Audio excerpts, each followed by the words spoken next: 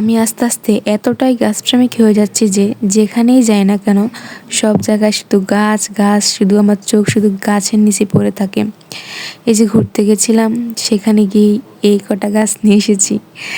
এই যে গাছগুলো দেখতে পাচ্ছেন এগুলো হচ্ছে ফুরুষ গাছ, আর এটা হচ্ছে বেলে গাছ, আর ওই যে বড় গাছটা এটা হচ্ছে রঙ্গন গাছ। এই ভিডিওটা আরও 1 সপ্তাহ আগের ভিডিও, তখন আমি এই গাছগুলো লাগিয়েছি।